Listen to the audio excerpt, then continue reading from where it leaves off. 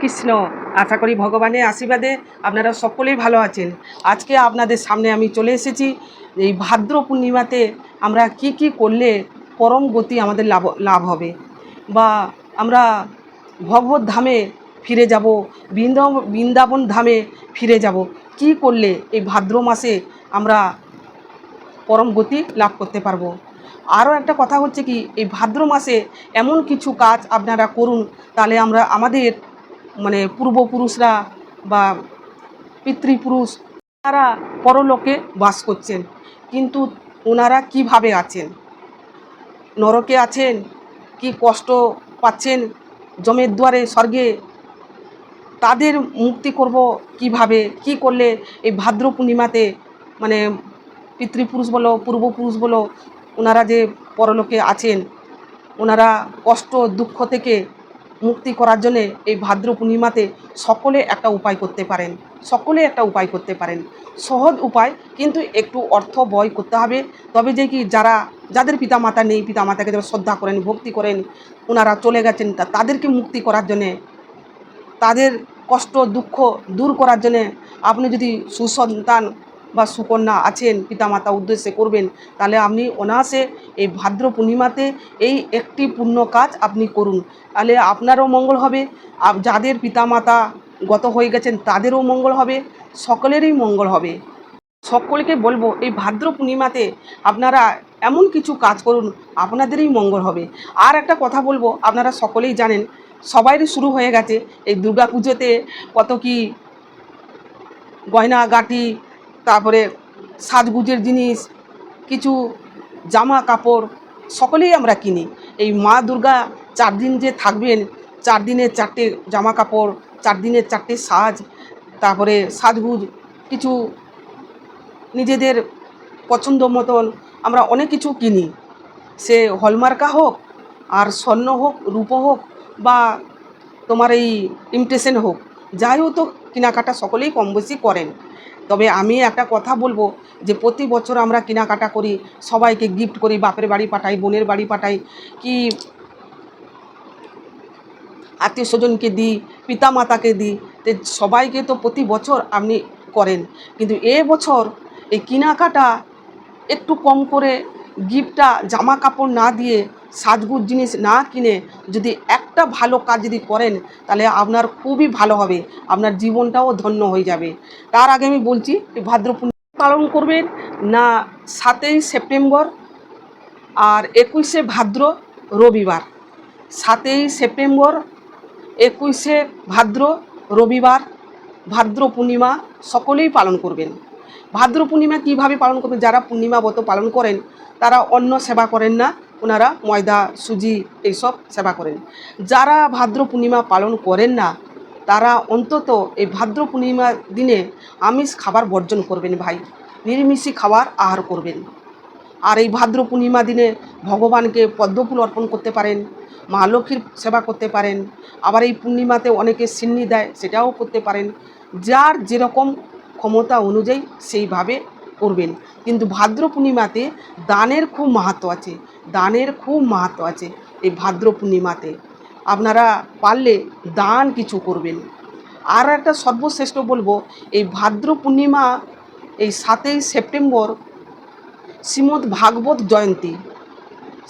ভাগবতের জয়ন্তী, তাই আপনারা পারলে শ্রীমদ্ ভাগবত কিনতে পারেন, বাড়িতে এনে রাখতে পারেন। আগে দিচ্ছিল 8,500 টাকা, এখন এই শ্রীমদ্ ভাগবত জয়ন্তী বলে 7,500 করে দিয়ে দিচ্ছে। তাই আপনারা পানিহাটি ইস্কন মন্দিরে সেখানে যোগাযোগ করতে পারেন, মায়াপুর সেখানে যোগাযোগ করতে পারেন। আর যদি মনে করেন যে যোগাযোগ করতে পারছেন না, তাহলে ফোন নাম্বার আমি আপনাদেরকে সাহায্য করতে পারি।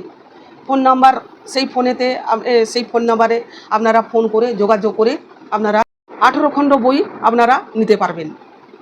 মায়াপুর বা ইস্কন মন্দির যদি আপনারা মনে করেন যে কিনবেন, তাহলে আমার কাছে যদি মনে করেন যে ফোন নাম্বার নেবেন, তাহলে আমি ফোন নাম্বার আপনাদেরকে দিতে পারি। তাহলে আপনারা পানিহাটিতে বা ইস্কন মন্দিরে যোগাযোগ করে আপনারা ওই 18 খণ্ড বই 7,500 টাকা দিয়ে আপনারা নিতে পারেন, কোরিয়ার মাধ্যমে আপনার বাড়িতে পৌঁছে দেবে। তা এই ভাদ্র পূর্ণিমাতে ঘরে এনে রাখা আর দান করা খুবই মাহাত্ম্য। এই শ্রীমদ্ ভাগবত বা গীতা এইসব যদি বাড়িতে যার থাকে, তার গৃহে সদাই ভগবান শ্রীকৃষ্ণ বাধা হয়ে থাকে। সেই গৃহে কখনো যমদেব প্রবেশ করতে পারেন না, শুধু ভগবানই প্রবেশ করেন, ভগবানই অবস্থান করেন। ভগবান সেই ঘরে বাঁধা হয়ে থাকেন, স্বয়ং ভগবান। এইগুলো শাস্ত্রতে উল্লেখ করেছেন। যার ঘরে শ্রীমদ্ ভাগবত থাকে, যার ঘরে গীতা থাকে, তার ঘরে স্বয়ং ভগবানও থাকেন। সমস্ত 33 কোটি দেবদেবী যাতায়াত করেন। তাই আমি আপনাদেরকে বলবো, এই ভাদ্র পূর্ণিমাতে আপনারা যদি শ্রীমদ্ ভাগবত কিনেননি বা গীতা কিনেননি, তাহলে আপনারা কিনে বাড়িতে রাখতে পারেন। আর যদি দান করতে হয় তাহলে দানও করতে পারেন। আর যদি ধরো এখন 7,500 করে দিচ্ছেন, আগে 8,500 ছিল, 1,000 টাকা ডিসকাউন্ট দিচ্ছেন এই শ্রীমদ্ ভাগবত জয়ন্তী বলে, তাহলে আপনারা যদি কিনতে পারেন, পানিহাটি ইস্কন মন্দিরে যোগাযোগ করে করতে পারবেন, বা মায়াপুর ইস্কন মন্দির সেখানেও যোগাযোগ করতে পারেন।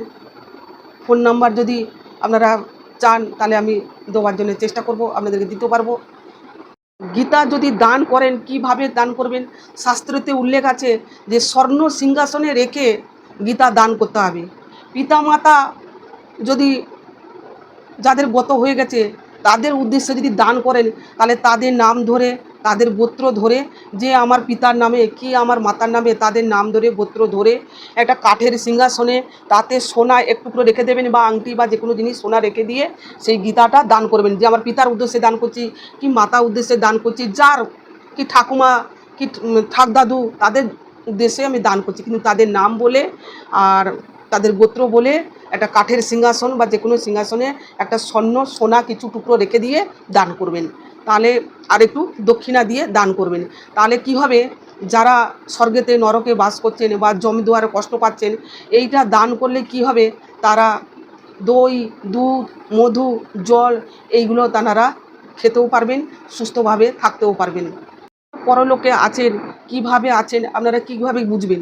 তার জন্যে আপনি যদি এই কাজটা করেন, তাহলে ওনারা মুক্তি লাভ করতে পারবেন, আপনারও মঙ্গল হবে, তাদেরও মঙ্গল হবে। এই স্বর্ণ সিংহাসনে শ্রীমদ্ ভাগবত যদি দান করতে পারেন, গীতা দান করতে পারেন, তাহলে আপনার পরম গতি লাভ হবে, পরম গতি লাভ হবে। ভগবান সদাই আপনার গৃহে বাস করবেন। যতদিন আপনার বাড়িতে গীতা, ভাগবত, শ্রীমদ্ ভাগবত এগুলো যদি থাকে, ততদিন পরলোকে যারা আছেন তারা ঘি, মধু এগুলো সব কিছু সেবা করতে পারবেন। যদি প্রত্যেক দিন শ্রীমদ্ ভাগবত পাঠ করে বা গীতা পাঠ করে, পুরোটা নয়, পুরো পোস্টারটা যে করতে হবে তা নয়, যে একটা পাতা পড়তে হবে তা নয়, যদি হাফ পাতা পড়েন বা এক লাইন যদি পড়েন বা একটা যদি অক্ষর পড়েন, তাহলে তার কি হবে জানেন? প্রত্যেক দিন যদি সে পাঠ করে, একটা অক্ষরের সমানে কপিলা গোদানের ফল লাভ হয়। যদি কেউ শ্রীমদ্ ভাগবত গীতা প্রত্যেক দিন সন্ধ্যাবেলা পাঠ করে, তার কপিলা গোদানের ফল লাভ হয়। একটা অক্ষরে হবে কপিলা গোদানের। এই গীতা, ভাগবত, শ্রীমদ্ ভাগবত আপনারা অতি অবশ্যই পড়াশোনা করবেন, প্রত্যেক দিন একটু করে পড়বেন। আবার পুজোও করতে পারবেন। একটু জল ছিটিয়ে দিলেন, বইয়ের উপরে একটা লাল চেলি কাপড় বেঁধে রাখবেন, একটু জল ছিটিয়ে দিলেন, গঙ্গা জল, তারপরে এ তো সচন্দন তুলসীপত্র গীতায় নম, এ তো গন্ধ পুষ্প গীতা ভগবতে বাসুদেবায় নম, এই তো গন্ধ পুষ্প গীতা ভগবতে বাসুদেবায় নম, এই তো গন্ধ পুষ্প গীতা ভগবতে বাসুদেবায় নম। এইভাবে গীতাকেও প্রণাম করতে পারবেন, গীতাকে পুজো করতে পারবেন।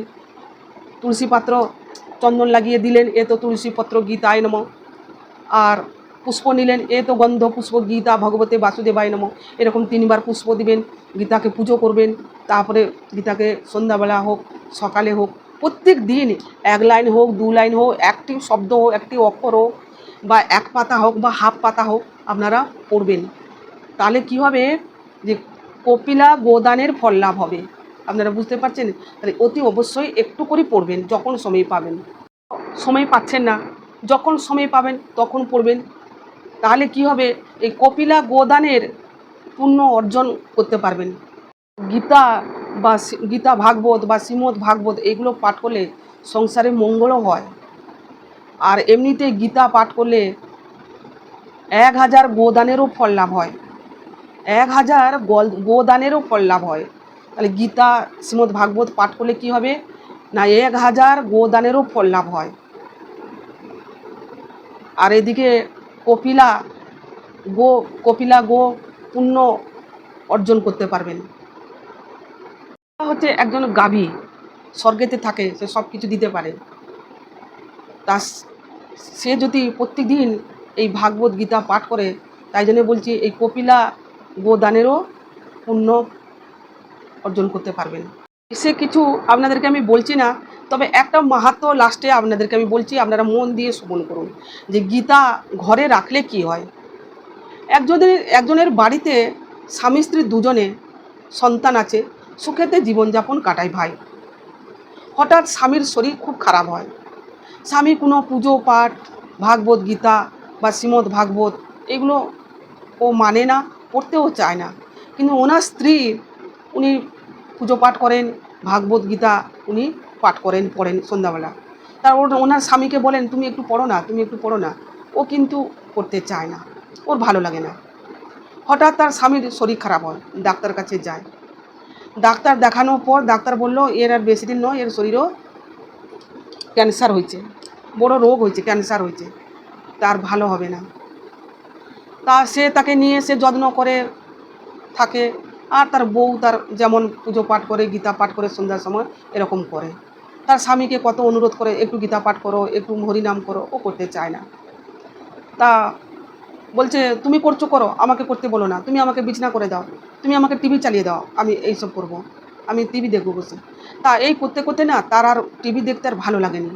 আর ওনার স্ত্রী কী করেছে, বই গীতা পাঠ করতে করতে সেই ঘরে টেবিলের উপরে গীতাটা রেখে দিয়ে রান্নাঘরে চলে গেছেন। ওনার স্বামী টিভি দেখতে দেখতে আর ভালো লাগেনি, শুয়ে পড়েছেন।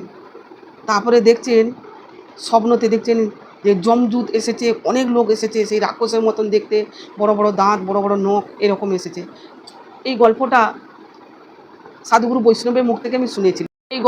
সাধুগুরু বৈষ্ণবের মুখ থেকেই শুনেছিলাম। তা এইরকম ভয়ঙ্কর দেখে। আর তারা যে ঢুকেছিল তার কাছে দেখছে যে টেবিলের উপর গীতা আছে, তারা সঙ্গে সঙ্গে বেরিয়ে পালিয়ে যায় যে এখানে থাকা যাবে না, এখানে তো গীতা আছে, এ তো ভগবান বিষ্ণুর ঘর, আমাদের এখানে ঢোকা যাবে না। তারা ভয়তে পালিয়ে যায়। আর সেই ভদ্রলোক চিৎকার করে উঠে ভয়তে। তারা ওনার স্ত্রী ছুটে এলেন, কী হলো, বলছে কে এসেছিল, আমি দেখলুম এরকম বড় বড় নখ, বড় বড় দাঁত, এই চুল, আমার ভয়ঙ্কর, আমার কি ভয় লেগে গেছে।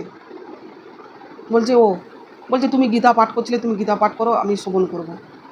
তা সেই গীতাটা তার গৃহে টেবিলের উপরে ছিল বলে জমের দুধ ঢুকেছিল, কিন্তু কিছু করতে পারেনি, পালিয়ে গেছে। কিন্তু সে ভয়েতে উঠে পড়েছে।